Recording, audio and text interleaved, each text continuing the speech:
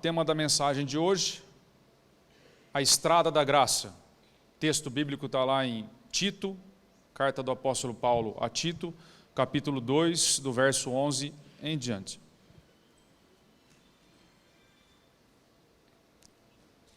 Tito 2, 11. Deus está conduzindo o seu povo de volta para casa por meio de uma estrada chamada graça. Deus está conduzindo a nós todos de volta para casa por essa estrada que se chama graça.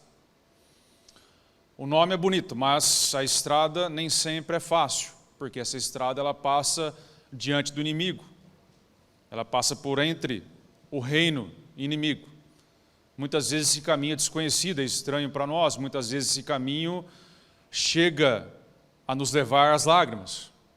Muitas vezes pensamos e sentimos que esse caminho que Deus está nos conduzindo vai nos esmagar de fato. Quantas vezes na sua vida você já não parou e pensou, né? E questionou a Deus, o que está acontecendo? Quantas vezes você não questionou a Deus se realmente Ele estava te conduzindo ou se você tinha se perdido? Quantas vezes você não parou e pensou, Senhor, o que está acontecendo? Por que de tudo isso? Essa estrada, ela, às vezes e muitas vezes, ela é incompreensível para nós. Nós conseguimos enxergar apenas alguns pontos. E nós vamos ver hoje o que é possível enxergar desse caminho de volta para casa, como Deus revela em sua palavra. Amém? Então, carta do apóstolo Paulo a Tito, capítulo 2, verso 11, diz assim, a revelação escrita. Porque a graça de Deus se manifestou trazendo salvação a todos. Ela nos educa para que, renegadas a impiedade e as paixões mundanas, vivamos neste mundo de forma sensata, justa e piedosa, aguardando a bendita esperança e a manifestação da glória do nosso grande Deus e Salvador Jesus Cristo. Ele deu a si mesmo por nós, a fim de nos remir de toda iniquidade e purificar para si mesmo um povo exclusivamente seu, dedicado à prática de boas obras. Ensine essas coisas. O apóstolo Paulo dizendo a Tito, né? Ensine essas coisas. Também exorte e repreenda com toda a autoridade, que ninguém despreze você. Até aqui. O apóstolo Paulo instruindo então o seu discípulo a como conduzir a igreja e instruindo também os líderes da igreja e toda a igreja como deve se comportar diante da graça de Deus, diante desse caminho pelo qual Deus nos conduz de volta para casa. Vamos ver então o que esse caminho da graça nos ensina. A primeira questão, aí o primeiro verso diz assim, porque a graça de Deus se manifestou trazendo salvação a todos. A primeira coisa que temos que entender da estrada da graça é que ela é estreita, porém aberta a todos. A graça é capaz de transformar a todos, qualquer tipo de pessoa, não apenas os bons, não apenas os exemplares, não apenas aqueles que julgamos que são dignos, mas a todos. O pior dos pecadores, a graça de Deus é capaz de transformar, de mudar, de trazer mudança e transformação para a vida toda. Para o pior dos pecados, a graça de Deus tem poder suficiente para mudar qualquer tipo de realidade, qualquer tipo de pecado, qualquer tipo de situação, mesmo aquelas que nós julgamos impossíveis. O apóstolo Paulo disse que ele era o pior de todos.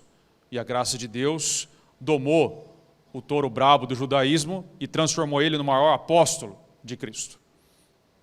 A queda do apóstolo Paulo daquele cavalo e depois o seu grande apostolado não é um troféu a Paulo, é um troféu a Cristo, que domou esse inimigo, o maior inimigo do cristianismo e o transformou no seu maior aliado. A graça de Deus é poderosa para isso, para transformar o pior dos pecadores. Mas nós, evangélicos, temos alguma dificuldade com isso, porque no fundo ainda pensamos de forma religiosa. O nosso discurso é esse, nós afirmamos que a graça realmente pode transformar qualquer um, mas na prática, no dia a dia da célula, nas salas secretas de tortura evangélica, nas nossas câmaras de julgamento sumário, que nós praticamos as nossas rodas de conversa por aí, nem sempre nós vivemos isso. Muitas vezes nós fechamos a porta do reino para quem desejava entrar. Por quê? Porque nós achamos que algumas pessoas estão um nível abaixo que nós. Nós achamos que, em alguns casos, a graça de Deus não vai ser suficiente. Então, ao invés de duvidar de nós mesmos, nós duvidamos da graça, do poder.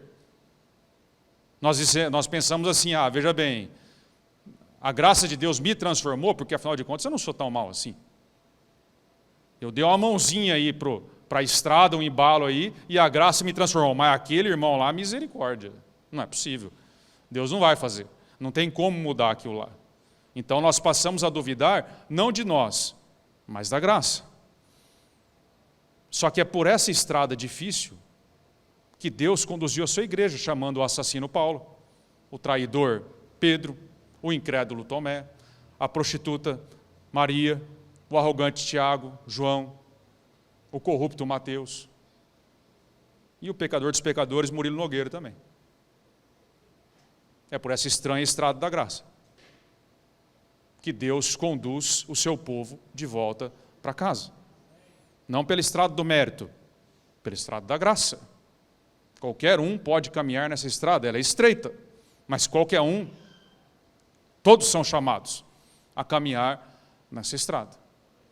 Um bom teste para nós verificarmos se nós pensamos ainda de forma religiosa é o seguinte: quando você lê a parábola do bom samaritano, com quem que você se identifica? Em geral, nós lemos essa parábola e nos identificamos como o bom samaritano. Porque nós pensamos assim, você lê a parábola e a parábola tem alguns elementos. Tem o viajante que ia pela estrada, e ele é assaltado e ele fica quase morto, caído à beira da estrada. Depois passam lá os líderes religiosos, o levita, o sacerdote e tudo mais, e o israelita, e passam correndo, não dão socorro àquele que está caído, porque estão muito ocupados com as questões religiosas, com seus afazeres religiosos. Mas aí um samaritano, que era desprezado pelo povo judeu, por conta dessa raça, de pertencer a uma raça misturada, né? Eles consideravam assim, não ser um judeu puro sangue, ele socorre o viajante, o leva para a hospedaria e cuida dele.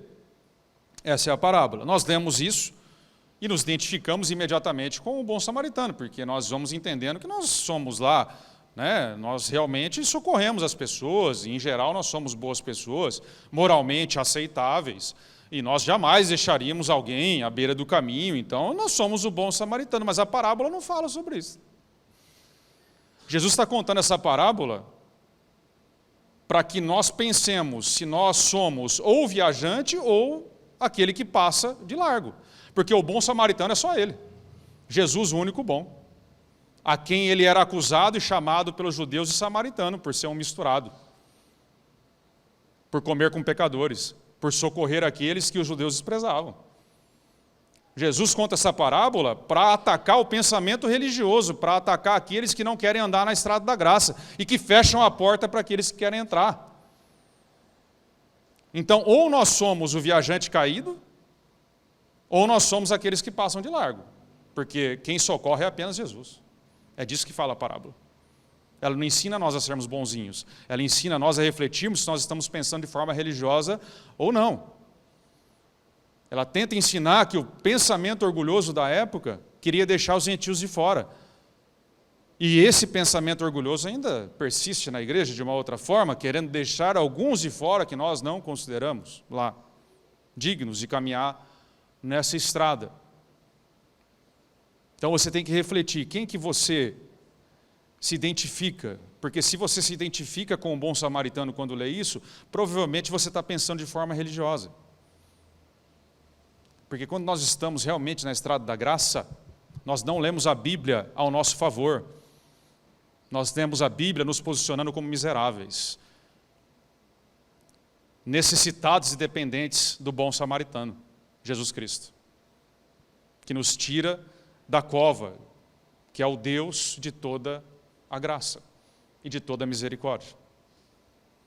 Eu não estou dizendo para você não desconfiar, não ter cautela com lobos, com falsos profetas, com pessoas que nunca se arrependem, apesar de sempre serem exortadas. Eu estou dizendo que nós, quando nos deparamos com alguém que tem um determinado tipo de pecado que você, assim, olha e fala, meu Deus, olha onde essa pessoa está afundada.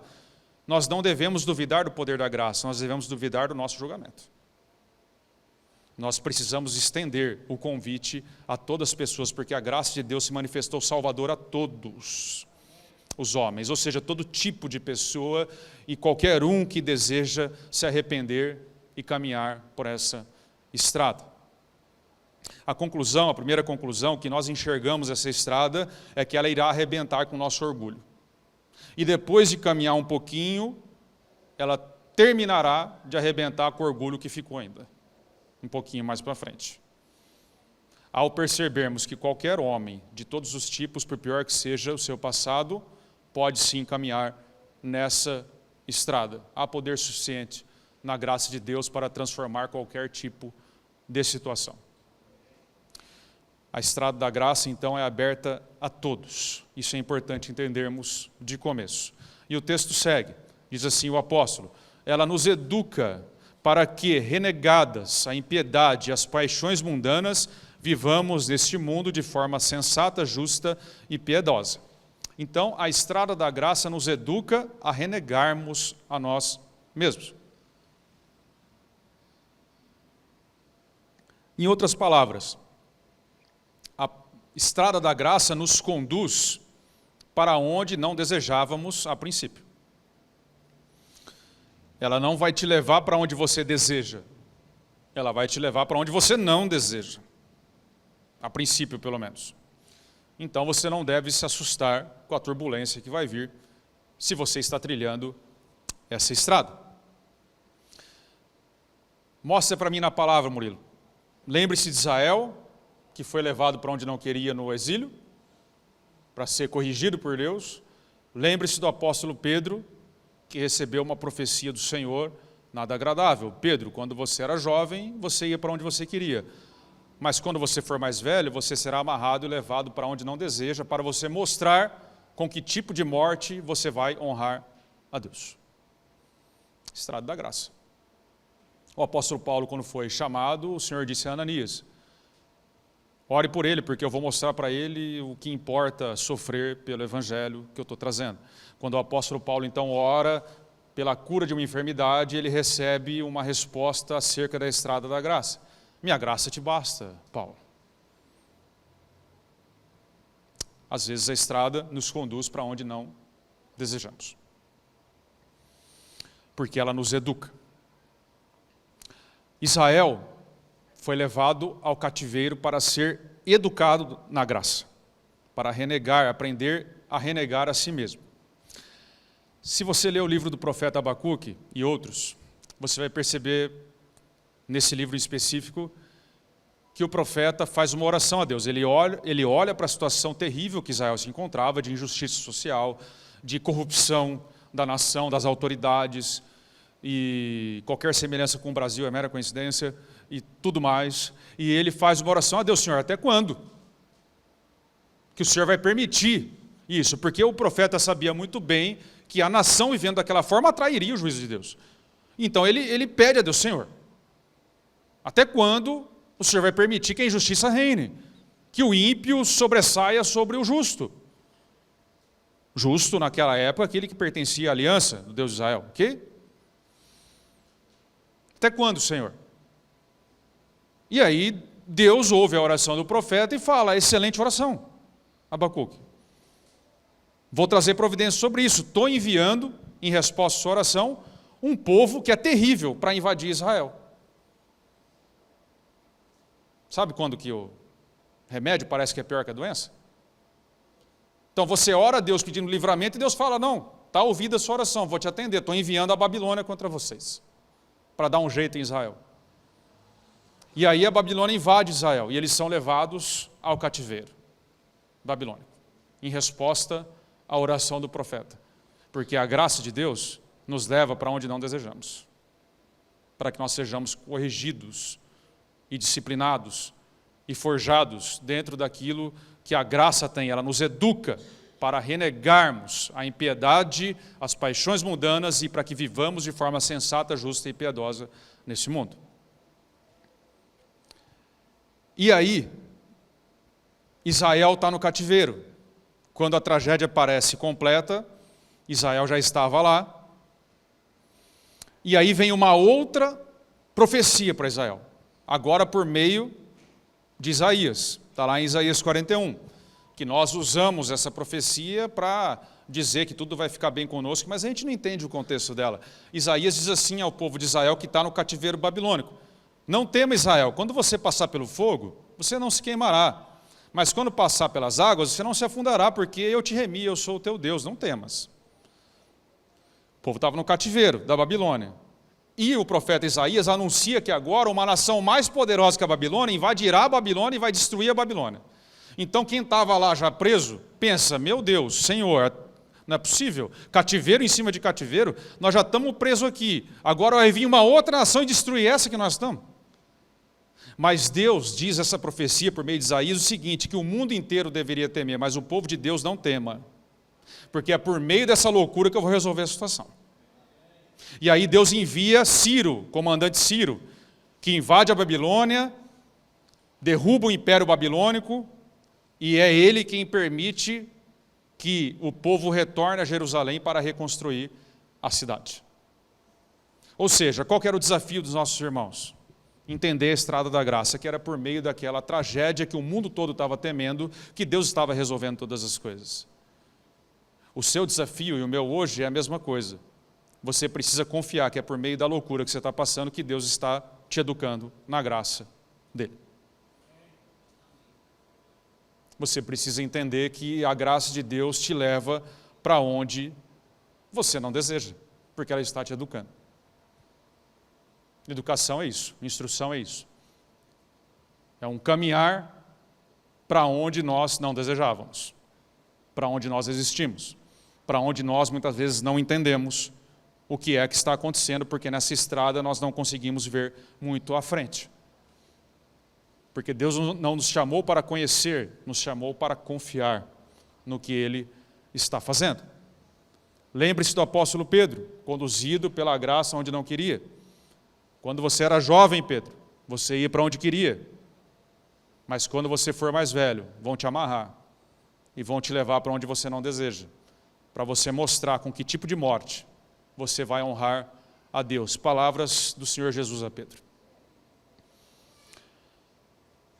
A estrada para Pedro foi difícil. Você pode pensar, mas isso não foi um livramento de Deus, mas foi. Foi um livramento porque Pedro morrer honrando a Deus foi justamente o grande livramento, porque o seu pior momento foi quando ele negou a Jesus porque não queria morrer por ele, porque teve medo. Quando Pedro teve que admitir que ele era infiel. Lá atrás, quando Jesus estava prestes a ser crucificado, Pedro falou: não, Senhor, eu nunca vou te abandonar. E Jesus disse: você vai me negar 3 vezes, Pedro.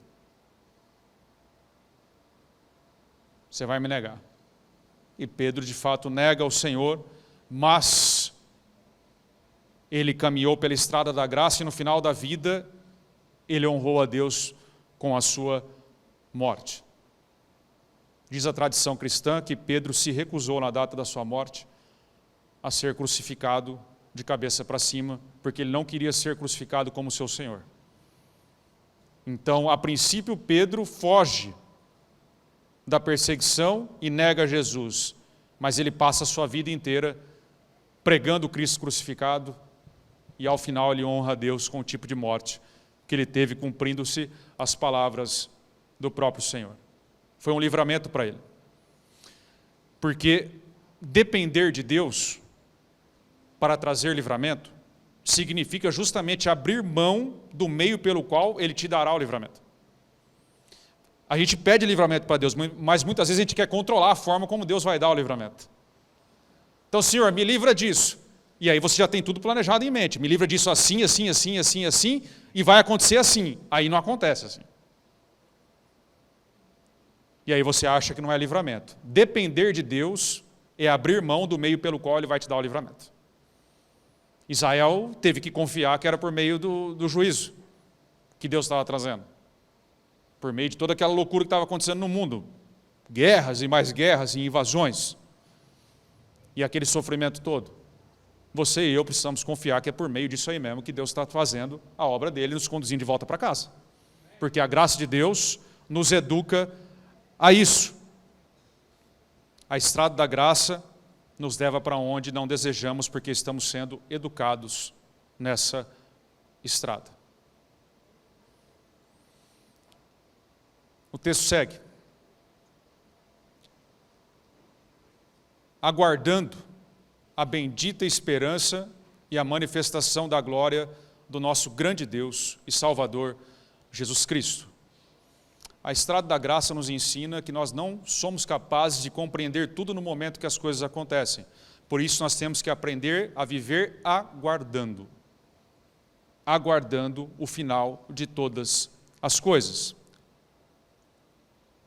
Aguardando o final de todas as coisas, quando enfim tudo fará sentido. A estrada da graça, ela só pode ser compreendida de duas formas. Você está aqui caminhando rumo ao destino final. Você só pode imaginar como ela será. Você precisa de imaginação, porque senão você não consegue ver. Ou então você consegue compreender quando você chega no final dela e olha para trás. A estrada da graça é compreendida em retrospectiva. Só pelo retrovisor. Não tem como você enxergar muito à frente. Quando você passa aquele momento, você começa a compreender melhor o que Deus estava fazendo. Mas nós vamos compreender exatamente o que tudo aconteceu, como tudo se desenrolou, no final de todas as coisas. Até lá nós não vamos compreender 100%, porque Deus não nos chamou a compreender, Deus nos chamou a confiar. Deus disse a Abraão, saia da sua terra, vá para onde eu vou te mostrar. Deus não deu um mapa para ele. Abraão tinha que confiar no caráter de Deus. Quando nós deixamos a nossa velha vida e começamos a andar nessa estrada da graça, nós precisamos confiar que Deus está nos levando de volta para casa, que Ele está na outra ponta. Essa estrada é difícil de ser compreendida. Em termos de imaginação, os clássicos nos ajudam. Por exemplo, o clássico O Senhor dos Anéis aqui, quem gosta, assistiu. A maioria não assistiu, vocês deveriam assistir. E se lê o livro, melhor ainda. Mas o clássico O Senhor dos Anéis, assim como Crônicas de Nárnia, revelam verdades cristãs. São paródias cristãs da vida cristã. São autores que eram cristãos e que escrevem com essa base. Então você tem muitos pontos de contato ali, não é só uma historinha de criança. São histórias que são caras para nós. E os clássicos nos ajudam a imaginar como é a realidade. Nesse filme e nesse livro, baseado no livro do professor Tolkien, você tem um personagem principal chamado Frodo, bolseiro, que era de uma espécie lá, os hobbits, era um tipo de espécie nesse mundo que não eram guerreiros, que não tinham muitas habilidades, era tudo baixinho, com o pé desse tamanho, desengonçado, e eles viviam a vida simples, eram conhecidos por uma vida simples. Eles eram agricultores, eles não tinham força militar, e eles não almejavam muitas coisas na vida. Eles estavam contentes com o que tinham. Ao contrário dos outros personagens, que são reis, profetas, magos, poderosos, e tudo mais, e personagens assim com grande poder, e desejando grandes coisas na vida. Ele não. E aí você tem na história, o Senhor dos Anéis, um anel que é o centro da história, que Frodo recebe a missão de destruir esse anel. Por quê? Porque esse anel tinha o poder de corromper o coração dos homens e de todas as pessoas, pelo grande poder que ele tinha, poder ilimitado. Quem dominasse o anel, quem possuísse o anel, tinha todo o poder. Mas Frodo foi escolhido para carregar o anel porque ele não tinha aspirações grandes na vida. Então ele tinha menos chance de ser corrompido. E ele recebe uma missão praticamente impossível, porque a profecia que ele recebe, a ordem que ele recebe do mundo espiritual é destruir esse anel. Só que, estranhamente, esse anel só pode ser destruído no meio do reino inimigo. Ou seja, a estrada da graça que Frodo recebe conduz ele justamente para o meio do inimigo, era uma missão suicida. Lembra alguém que recebeu uma missão suicida para salvar o mundo? E aí, ele vai nessa missão, mas é lógico que no meio da missão, ele começa a se questionar por que ele nasceu justamente naquele tempo, por que tinha que ser ele, por que tinha que ser com ele, por que as coisas tinham que ser daquele jeito. Ele começa a questionar a estrada da graça. Gera muita dúvida, insegurança, medo nele. Alguém responde para ele, sabiamente: não nos compete decidir que tipo de época nascemos ou o que temos que fazer. Compete a nós fazermos o melhor com aquilo que temos. E ao chegar ao final e destruir o anel que poderia destruir todo mundo, e permitir que o maligno dominasse, ele então olha para trás e compreende, e tudo aquilo faz sentido. E ele entende que somente ele poderia ser capaz de cumprir aquela missão. Essa, como outras histórias, nos ajuda a entender esse caminho estreito, porque o nosso Senhor também nos deu uma missão que passa pelo reino inimigo. Eis que vos envio como cordeiros no meio de lobos. É por aí que passa a estrada da graça. Por meio do reino inimigo. De uma forma que nós não conseguimos compreender totalmente nesse momento. Ele nos salva, nos enviando justamente para o meio do reino inimigo. Por meio do perigo. A estrada da graça passa pelo meio do perigo. É um caminho que nós só vamos compreender totalmente quando, enfim, completado. Largo é o caminho da perdição. Estreita é a estrada da graça, que nos conduz de volta para Ele. Nós, quando estamos trilhando essa estrada, por muitas vezes pensamos que esse caminho vai nos matar, que ele vai nos destruir, que ele vai nos esmagar. Mas no capítulo seguinte nós concluímos que não, que nós iremos viver, porque ele já foi esmagado, morto, já foi sepultado e já ressuscitou em nosso favor. Ele já cumpriu, ele já trilhou esse caminho. Foi justamente ele quem abriu esse caminho, esse novo e vivo caminho, para que o seu povo pudesse passar. Deus está segurando na outra ponta. Deus está do outro lado dessa estrada, que passa justamente pelo vale da sombra da morte, que passa justamente à vista dos nossos inimigos. Na estrada da graça, nós precisamos viver aprendendo a aguardar a bendita esperança, aguardar o final da história, antes de questionarmos. O texto segue: ele deu a si mesmo por nós, a fim de nos remir de toda iniquidade e purificar para si mesmo um povo exclusivamente seu, dedicado às boas obras. A estrada da graça nos faz povo de Deus, não estrelas solitárias. A estrada da graça nos faz povo de Deus, e não, Deus não está fazendo de nós um sucesso na igreja particular. Precisamos compreender isso. A graça nos leva a ser povo. O texto diz: a fim de nos remir de toda iniquidade e purificar para si mesmo um povo exclusivamente seu. Foi para isso que Jesus se entregou. Para nos tornar povo dele, um coletivo, não indivíduos, um povo. A graça nos leva a essa verdade inquietante. Deus não está me exaltando individualmente. Deus não está fazendo de mim um sucesso. Deus não está dizendo que eu vou ser uma estrela nesse mundo em que nosso Senhor recebeu uma coroa de espinhos. Deus não está dizendo que nós vamos ser honrados nesse mundo que odeia o nosso Senhor, que perseguiu a Ele, que perseguiu os nossos apóstolos, que matou os nossos profetas. Deus está dizendo que está nos fazendo povo, então Ele não está me exaltando. Ao contrário, Deus está diminuindo a minha importância pessoal para dar lugar ao corpo de Cristo. Jesus deu a si mesmo para nos fazer povo. Isso é essencial para nós compreendermos hoje, porque nós vivemos numa época do cúmulo da individualidade, do cúmulo da autopromoção. O Instagram está aí para provar, não existiu nenhuma época na história em que tantas pessoas sem qualidade são capazes de se exaltar e se colocar como referência? Por conta da facilidade que a internet trouxe e as redes sociais trouxeram. Pessoas são exaltadas a todo momento, basta você abrir seu Instagram, está todo mundo ensinando como é que você deve viver. Como que você faz para ser o melhor, para ser a maior estrela de todas, para a sua luz brilhar mais do que todas as outras. Está cheio disso. Esse é o mercado, porque está no coração, não é à toa, está no coração do homem ser uma estrela que brilhe mais do que as outras.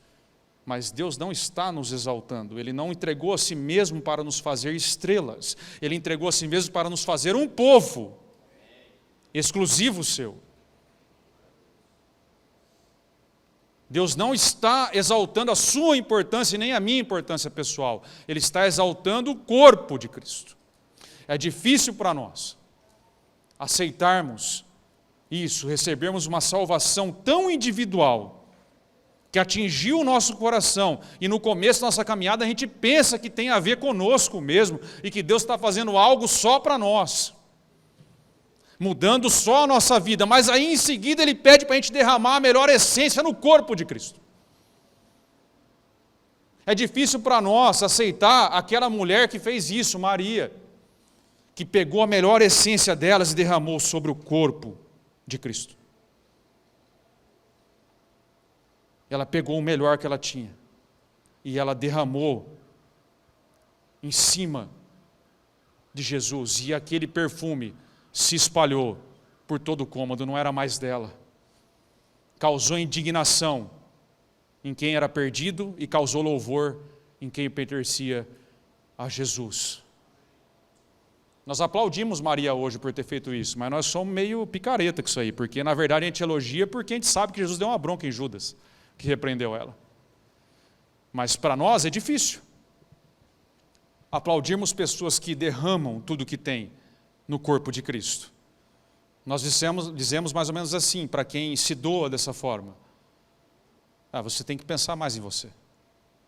Afinal de contas, era um ano de trabalho que ela derramou nos pés de Jesus. Você tem que pensar mais na sua família, você tem que pensar mais em você, você não pode se dedicar tanto assim ao Evangelho. Você já tem muitas responsabilidades na igreja, você tem que pensar em você. Não se derrame tanto, guarda um pouquinho para você. Mas a palavra nos diz, em todos os momentos, que ou é 100% ou não é nada. A dose de cristianismo tem que ser cavalar, ela tem que nos matar e nos trazer a vida. 99% de cristianismo é pior do que nada. Porque se ele não te matar e não te trazer de volta, ao ponto de você não existir mais, se derramar inteiro em Deus, nada feito. Você não está ainda na estrada da graça. Aqueles que compreenderam a estrada da graça fazem como Maria, aqueles que não compreenderam pensam como Judas. Você podia ter usado isso aí para dar para os pobres. Era com os pobres que ele estava preocupado mesmo?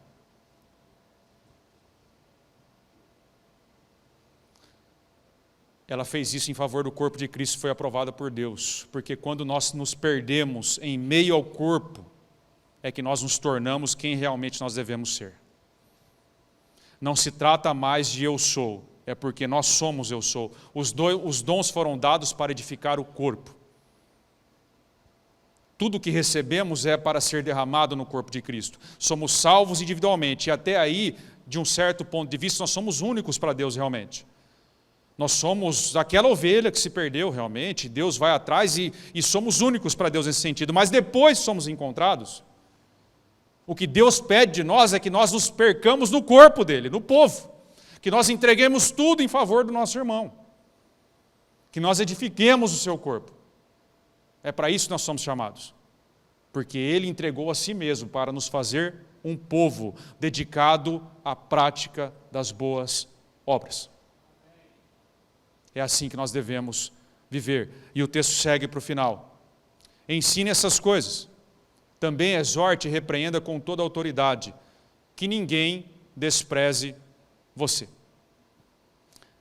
A estrada da graça ensina que realmente somos o que Deus nos tornou.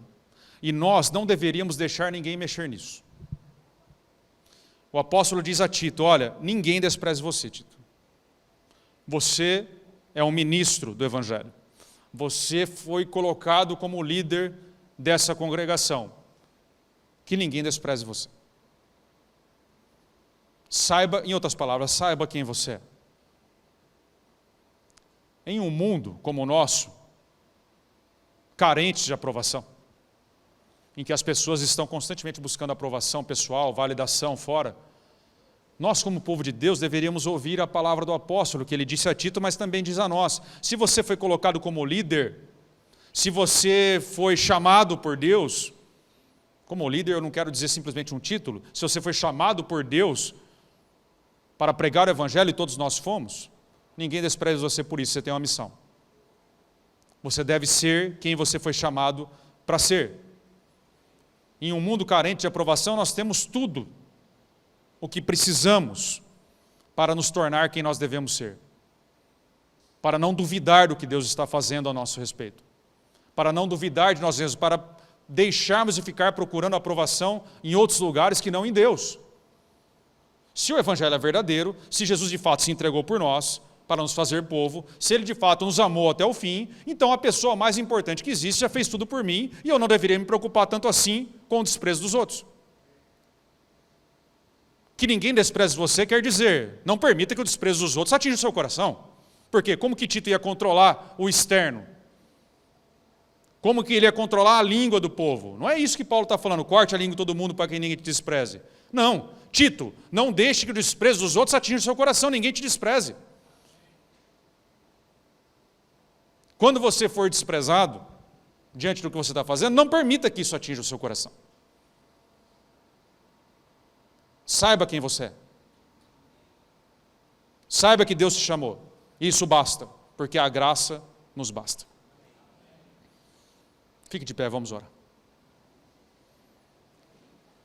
A estrada da graça, ela é aberta a todos.